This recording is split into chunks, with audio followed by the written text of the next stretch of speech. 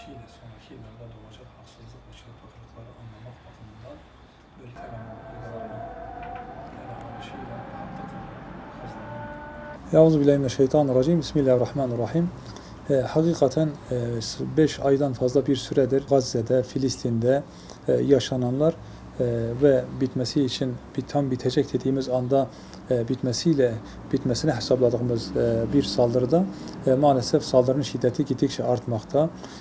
Siyonist işgal rejimi Müslümanlara baskısını, Müslümanlara eziyetini, Müslümanlara düşmanlığını açıkça şiddetlendirerek devam etmektedir. Tabi bu Siyonistlere bu kadar rahat bir tavır sergilemelerine sebep olan en önemli etken mutlaka ki dünyanın bu soykırım karşısında, bu katliam karşısında sessizliği, tarafsızlığı ve dünyanın inisiyatif almaması maalesef onlara da böyle bir cesaretli hale getirmektedir. Bugün eğer Gazze'de, Filistin'de eğer öldürülen insanlar Müslümanlar değil de şayet Hristiyan olsalardı, öldürülen insanlar Yahudi olsalardı, öldürülen insanlar Budist olsalardı, tabii ki biz hiçbir insanın öldürülmesini de istemiyoruz. Onu da özellikle belirtelim. Olsalardı, bugün kesinlikle dünya çok daha farklı bir tavır sergileyecekti ve o zulmü, katliamı bitirmek için var güçleriyle çalışacaklardı. Bakın Hitler zamanında Almanya'da birkaç bin tane Yahudinin öldürülmesiyle neticelenen bir soykırımdan sonra, ki soykırım olup olmadığı da şüpheli, buna rağmen bugün insanlık halen üzerinden yüzyıllar geçtiği halde halen bunu gündeme taşıdı ve halen adeta bugüne kadar dahi Yahudilere mazlum gözüyle bakıyor idi. Ama bugün ortaya çıkan tabloya baktığımız zaman mazlum gözüyle görülen insanların aslında en büyük zalim olduklarını ve bunların kendilerine yapılanı unutup bugün daha fazlasını, daha şiddetlisini mazlum insanlara yaptıklarını görüyoruz. Ama dünyanın da bu çifte standart uygulamasını da aynı zamanda kınıyoruz.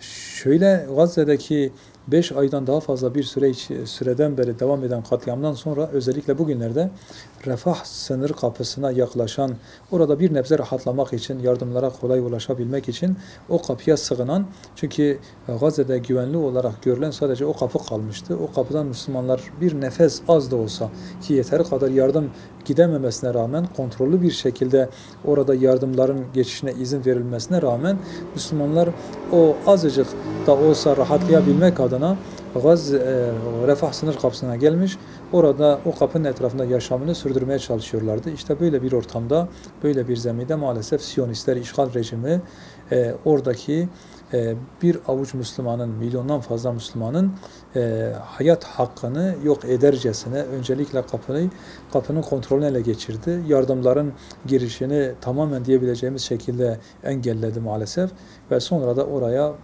bombalarla, uçaklarla katliam yapmaya başladı ve bütün dünyada seyrediyor. Bizler de seyrediyoruz. İçimiz acıyor, yüreğimiz parçalanıyor.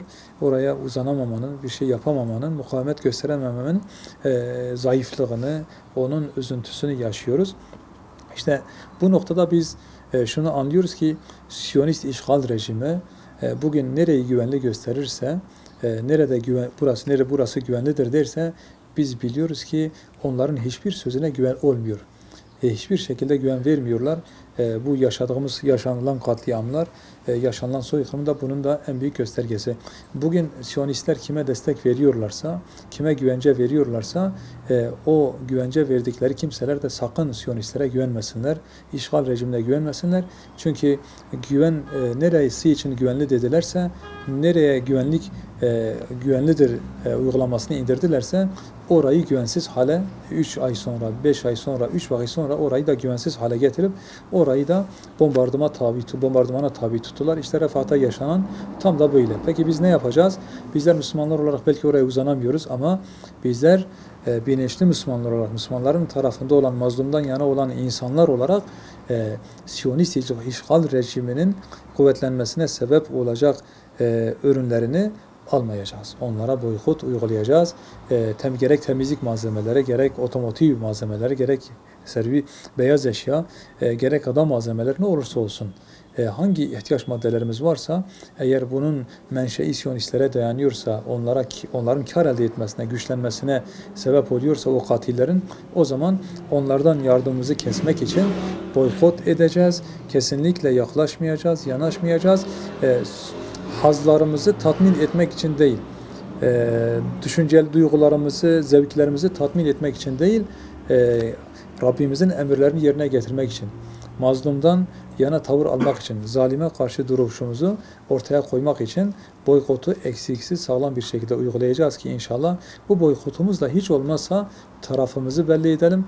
Hiç olmazsa Rabbimize karşı, ya Rabbi bizler o zalimlerden yana olmadık, mazlumlardan yana olmak adına, zalimlere karşı duruşumuzu belirlemek adına, netleştirmek adına zalimlere destek olacak her türlü üründen kaçındık, onlara maddi destek vermedik ve bu boykotu da kıymetli dostlar hepimiz yapabiliriz ve yapmamız lazım.